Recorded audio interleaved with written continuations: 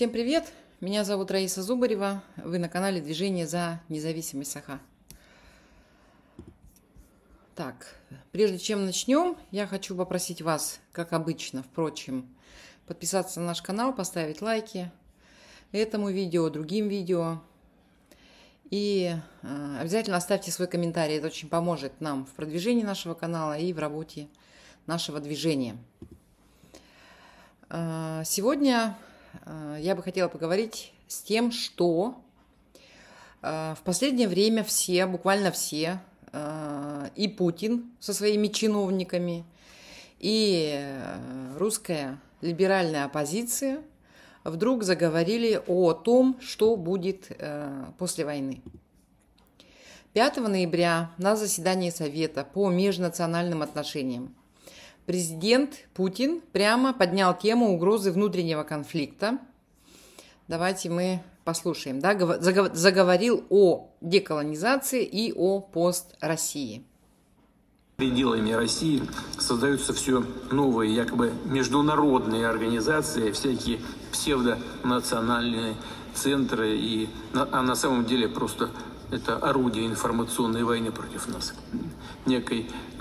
Теперь, вы знаете об этом, теперь все чаще и чаще ведут дело о некой деколонизации России, а по сути расчленение Российской Федерации и нанесение нам всего того же пресловутого стратегического поражения.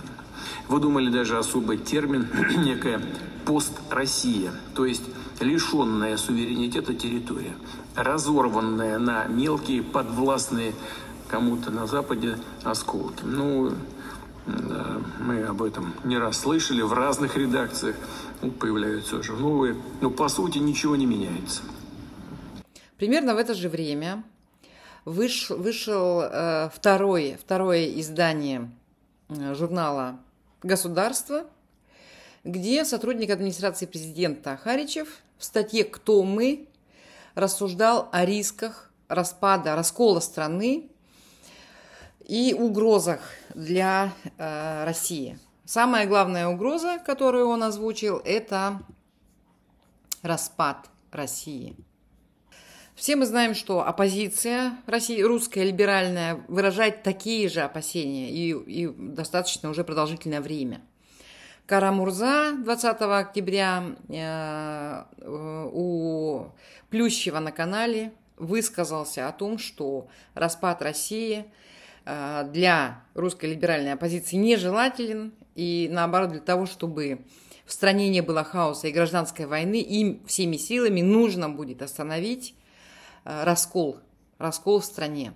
Да, безусловно, вот такой централизованной вертикали, как они сами ее любят называть, безусловно, должен прийти конец. И еще раз повторю, я вижу будущую после путинскую Россию как парламентскую республику и как настоящее федеративное, возможно, даже конфедеративное государство, где у всех людей, у всех, в том числе и коренных народов, населяющих нашу страну, будут все возможные полномочия в плане как национальной культурной автономии, так и бюджетных, экономических, налоговых механизмов и так далее. Это ничего общего не имеет с развалом России. Наоборот, единственный способ укрепить страну, сделать так, чтобы она сохранилась, это не штыками ее, поддерживать, как там в свое время Ленин с Троцким склеили после 17 года, а как сейчас пытаются, нынешние эти вертикальщики держать. Это прямой путь как раз к развалу, когда все завинчивается, и когда решение там о том, чтобы детскую площадку поставить на Дальнем Востоке, должен принимать Путин на прямой линии с Кремля. Помнишь, был случай несколько лет назад, и десятки таких примеров. Это абсолютный бред, так не может функционировать огромное государство, которое населяет 140 миллионов человек, в которое 11 часовых поясов, и которое, понимаешь, там от Балтийского моря до Тихого океана располагается. Это невозможно.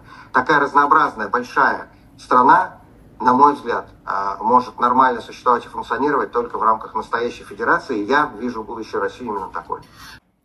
Такую же, абсолютно идентичную позицию высказывает Ходорковский. Ходорковский, мы понимаем, почему он беспокоится о том, чтобы страна не распалась, потому что он бизнесмен, он считает деньги, он знает, сколько страна может выкачать ресурсов из наших национальных республик.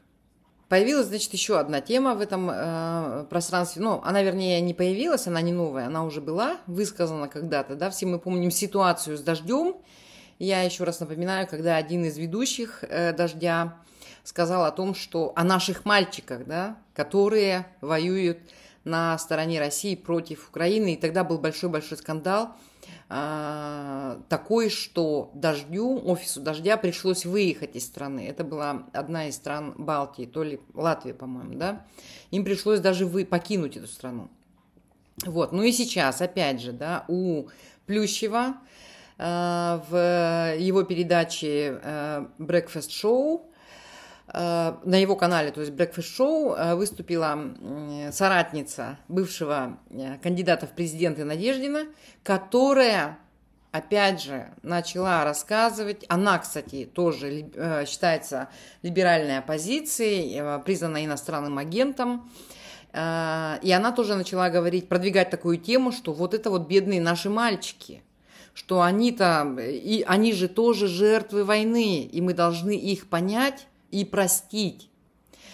Мы должны с ними как-то будем уживаться после того, как все закончится, и когда они все, вот эти вот все наши мальчики, да, в трусиках поедут домой после войны. Давайте мы этот фрагмент тоже послушаем. А сколько денег получишь за то, что товарищ привел и так далее. В моем представлении всегда это и было наемничеством. Какая разница, нанимает государство или какая-то прокси, частная военная компания, которая на это государство и работает. Я вот убейте, не пойму разницу. В моем понимании разница все-таки есть, и она довольно большая, просто потому что термин этот наемничество смещает фокус. Дело совершенно не в том, что эти солдаты идут делать то, что они делают за деньги. Дело в том, что эти солдаты туда могли бы не идти. И это совершенно не воля этих солдат, это не то решение, которое они приняли. Погодите, сейчас, секунду. Как они могли не идти, но кто-то их заставил подписать контракт? Такие случаи тоже бывали, но мы сейчас совсем не об этом. Да. Они могли бы не идти, если бы Владимир Путин не находился сейчас у власти, не принял бы то решение, которое он принял 24 февраля 2022 года, тогда эти люди могли бы жить. И мне кажется, что это основная причина сочувствовать этим людям, что они там получили какие-то деньги или пошли там. Но они пошли туда же добровольно, их же не гнал туда никто. Ну, есть какие-то случаи, они есть, мы их выносим за скобки. Но вот те люди, которые сами контракт подписали, они же добровольно туда пошли. Эти люди подписали контракт, потому что на протяжении 25 лет пропаганда им внушала огромное количество всяких разных вещей, о которых, наверное, сегодня говорить не особо имеет смысла, но я думаю, что все прекрасно понимают, о чем идет речь.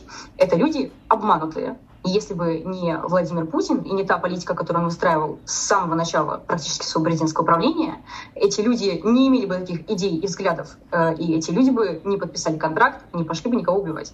Подожди, Александр, ну там же не только пересмотрел телевизор, я все хочу задать вопрос, а нет ли в этом вопросе экономического аспекта тоже, потому что у меня такое ощущение, что, по крайней мере, со стороны такое представление есть, что часто достаточно контракт подписывают люди, которые, например, не видят способа заработать много денег вот так вот быстро, или там оказываются в какой-то ситуации, или они из небольшого города, из, не знаю, неблагополучной семьи, у них сложная жизненная ситуация, которая создана, опять же, существующей политикой государства, где невозможно, нет никаких других социальных лифтов.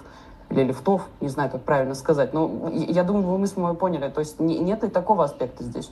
Что касается вопроса про экономическую составляющую, естественно, она имеет место быть. В регионах люди живут очень бедно. Это ни для кого совершенно не секрет, особенно для зрителей этого потрясающего канала.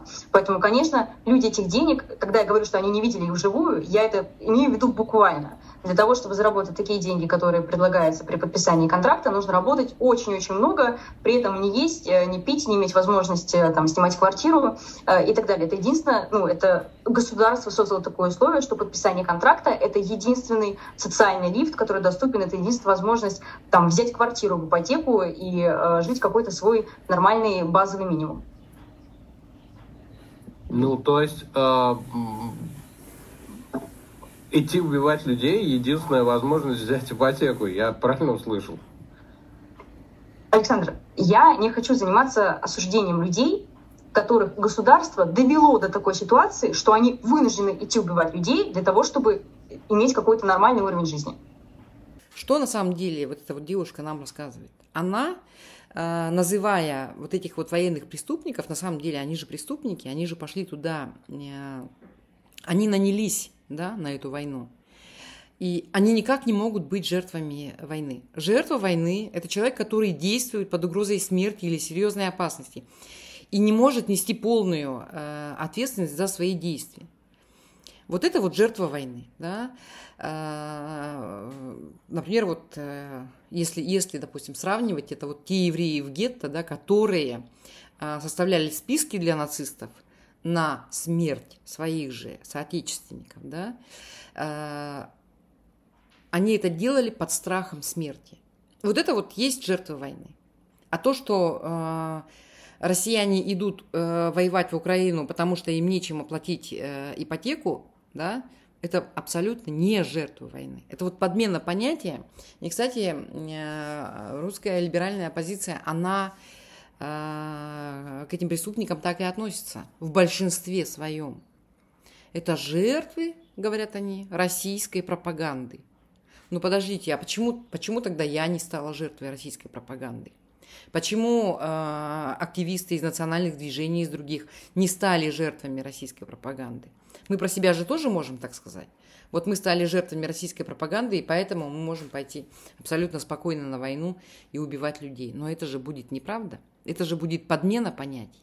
Получается, что это вот такая очень опасная попытка расширить категорию жертв войны на всех граждан Российской Федерации, страны-агрессора, да, на минуточку заметим. И, к сожалению, политические дискуссии вокруг России и Украины, они вот к этому и приводят, к тому, что русская либеральная оппозиция теперь будет оправдывать всех тех людей, которые ради того, чтобы погасить кредиты, или, там, я не знаю, там, закрыть ипотеку, да, купить своим детям одежду на 1 сентября, идут и убивают мирных граждан другой страны. Это инструмент защиты преступников. Здесь очень важно различать моральные и правовые оценки. Именно поэтому Россия рискует не стать, потому что вот такие нарративы несет в себе русская либеральная оппозиция, именно поэтому Россия рискует не стать никогда демократическим государством. Она, оправдывая преступников, вот эта вот русская либеральная оппозиция, оправдывая преступников, через какое-то время после войны соберется и снова пойдет воевать. Складывается такая абсурдная ситуация, да? Они все, и фашистский, нацистский режим в России, и его оппозиция одновременно и хотят окончания войны, и боятся окончания войны. Почему так происходит? Ну, основные причины, они очевидны. Да? Гражданская война, они все боятся гражданской войны. Они все боятся хаоса. Они все боятся разрушения экономики. Они все боятся разрушения, там, я не знаю, государственных институтов. И власти, и оппозиционеры, в принципе, понимают, что этот конфликт обязательно выйдет из-под контроля. Они все понимают, что регионы с национальными меньшинствами, такие как Республика Саха, такие как Башкортостан, Татарстан, Республика Бурятия, республики Северного Кавказа, они заявят о своем суверенитете, о своей независимости. Вот. И к тому же гражданская война, она усугубит международную изоляцию страны. И, возможно, будут также и санкции, возможно, также будет, как в начале полномасштабного вторжения России в Украину, отток людей, огромный отток людей на Запад. Но мы с вами должны понимать, что на самом деле они боятся того, что с выходом национальных республик из состава Российской Федерации многомиллионный российский народ останется в нищете, да? Я давно говорю о том, что такие, как Кара-Мурза, такие, как Яшин, такие, как Навальная, они как раз-таки защищают не страну, они защищают от распада не людей, не жителей России, да, а они защищают свое комфортное проживание в этой стране. Они защищают свои уютные московские дворики, да, они защищают свои приватные дорогостоящие школы, да, в которых они учились, вся эта золотая молодежь. О том, как живут люди в регионах, им вообще абсолютно все равно. Нет никакой надежды на то, что они когда-нибудь это узнают. Им главное оставить всю вот эту вот империю в тех границах, в которых она сейчас существует, для того, чтобы и дальше продолжать жить как в качестве вот такой российской, ну теперь уже якобы демократической, либеральной, но все равно элиты. А боятся они боятся распада только потому, что в будущем, получается, им неким будет воевать. Если национальные республики выйдут из состава Российской Федерации, мы же все прекрасно знаем исторические примеры, да, кого больше всех призывают на войну? Жителей национальных республик. Что нынешняя война это показывает, да, прекрасно. Что мы видели, мы знаем из Второй мировой войны. В нашей республике Саха больше 30% населения было призвано, ну, практически даже половина, да, была призвана на войну.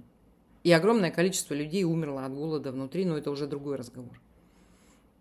Я сейчас говорю о том, что они будут забирать на войну, на будущую войну, а Россия будет воевать всегда, если она останется в тех границах, в которых она сейчас находится. Они будут в первую очередь забирать людей из национальных республик и из отдаленных регионов, таких как, я не знаю, там Хабаровский край, да, Амурская область, из национальных республик, из Красноярского края, там, я не знаю, из Читы, да, из Иркутской области, и вот из республики Саха, из Дагестана того же самого, Башкортостана, Татарстана и Республика Бурятия. Это республики с самым большим количеством в процентном соотношении отправленных на войну и погибших на войне, на этой войне, на украинской. Так вот, о чем я хочу сказать, да? О том, что раз такие разговоры сейчас очень активно ведутся, это означает одно, что война близится к своему завершению. И все сейчас думают о том, что будет происходить после войны. Все этого очень боятся, да, еще раз повторю. Мы должны быть к этому готовы. Российская власть уничтожила мирный протест. Российская власть уничтожила мирный протест. Мы это видим сейчас по Республике Алтай. Мирный протест, вот, который практически весь год в Республике Алтай, да, происходит, люди выходят на мирные акции протеста, а он ничего не дает. Вообще нет, абсолютно ноль каких-либо позитивных результатов от мирного протеста. И только Республика Алтай, между прочим, да, сейчас бастует так активно, выходит на протесты. И посмотрите, что было с их юристом, с активистом, да, которому там чуть ли не руки сломали, да, когда его задерживали, скручивали. Российская власть уничтожила все способы мирного протеста.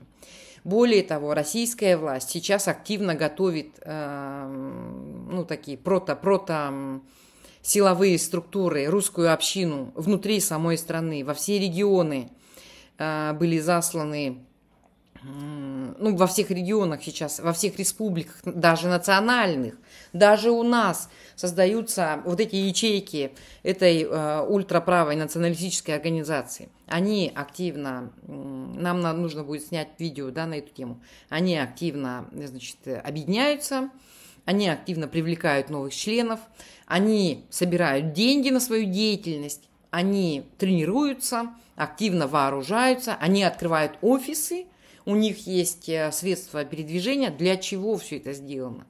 Для того, чтобы в будущем подавлять протесты внутри национальных республик. Мы, в свою очередь, все национальные патриоты Республики Саха, понимая это, понимая, к чему движется власть, да, чего она хочет и чего она боится, должны быть тоже готовыми к распаду. Мы должны быть готовыми к распаду, и мы должны быть готовыми к тому, что любые митинги, любые акции протеста, да, внутри республик будут жестоко подавляться. Мы должны быть готовыми. Я предлагаю каждому мужчине, который живет в Республике Саха, вооружаться. Вооружаться, я не знаю, иметь абсолютно, иметь транспортные средства, да, у себя, чтобы под рукой были. Желательно не пить, потому что алкоголь, он мешает, да, трезво оценивать ситуацию. Не пить, вооружаться обязательно, сплачиваться как-то в ячейки, да, в отдельные, и быть все время на связи, быть начеку, знать, что совсем скоро нас ожидают очень трудные времена.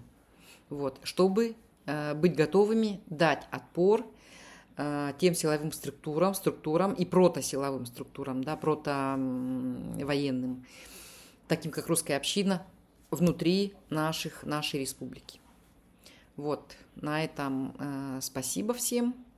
На этом все сегодня. Подписывайтесь еще раз, ставьте лайки, комментируйте. Очень скоро снова мы с вами встретимся в эфире. До свидания.